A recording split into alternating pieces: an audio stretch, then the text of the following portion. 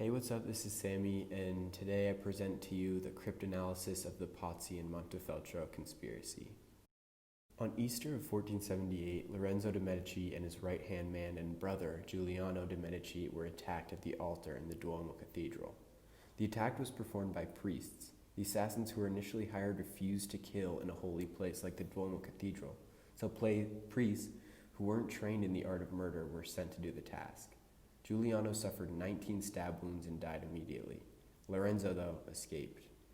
The Florentine mob, who were loyal to the Medici family, slaughtered all the killers they could find.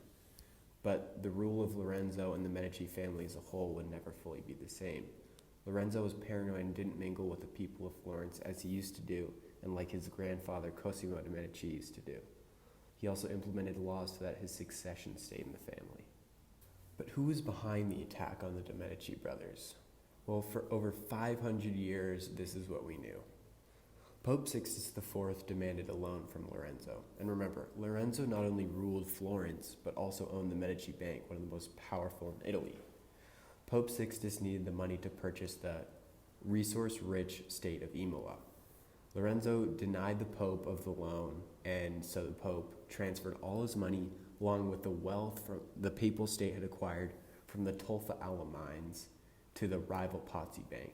Alum is a crucial resource in the textile industry. Lorenzo made another enemy in the Pazzi family when he implemented legislation to stop Giovanni de' Pazzi from inheriting his father-in-law's fortune, one that would greatly benefit the Pazzi Bank.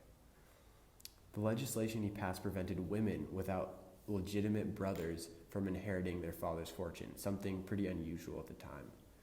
In 1475, Lorenzo said that the Pazzi were, in quotes, trying to hurt him as much as possible in a letter to the Duke of Milan.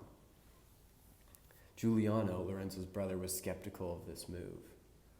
Now, we all know what happened after that. The Pazzi family and Pope Sixtus IV conspired to kill the Medici brothers, succeeding in killing Giuliano, but not Lorenzo. But were the Pazzi family and the Pope the only ones behind this murderous plot? Well, up until 2001, that was the case. But before I get into that, I wanted to share a quote written by Machiavelli in regard to the condottieri. And I'm not going to try to say it in Italian because I would butcher it, but it translates to, "The deeds I did were not those of a lion, but of a fox." Okay, now for the juicy part. Federico de Montefeltro, the Duke of Urbino, was one of the best soldiers in the entire Italian peninsula.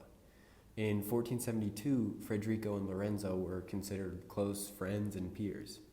Federico silenced a rebellion for Lorenzo after Lorenzo tried to claim the Tolfa alum mines, and this is also known as the Sack of Volterra. Lorenzo rewarded Federico lavishly with great celebration throughout Florence, and he granted him citizenship to Florence as well. But distrust crept into their relationship when Lorenzo became close with Roberto de Sanseverino, one of the plotters on the Duke of Milan's murder. Federico worked closely with the new Chancellor of Milan, Ciccio Simonetta. In a coded message, Federico warned Ciccio to cut ties with Florence as Lorenzo's relationship with the Pope became tense. In 1474, Federico de Montefeltro was named Duke of Urbino. Federico vowed to fight and crush any of the church's enemies. After fighting for Lorenzo and Volterra, Federico was now answering to the Pope. The Pope's enemies were now Federico's enemies. Lorenzo was very open about his dislike of the Pope. Pope Sixtus knew Lorenzo was a threat. As the Pope and his confidants began to plan on their attack on the Medici brothers, a mysterious incident occurred where Lorenzo broke his ankle, rendering him immobile. But the plotters in Rome needed Federico's strategic experience, so Lorenzo Giustini became the messenger back and forth from Rome to Urbino, plotting on the attack.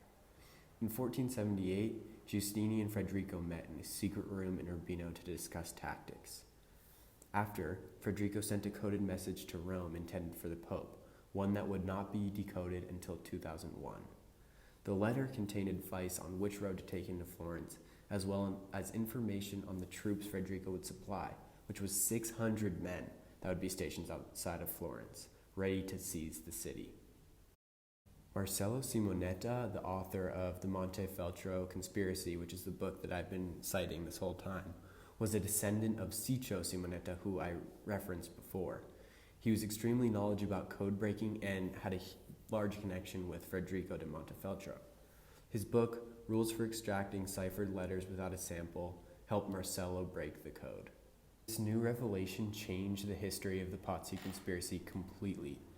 This investigative masterpiece should remind us all that history is ever changing and that we can never truly know everything that happened in history, so we should constantly be questioning it.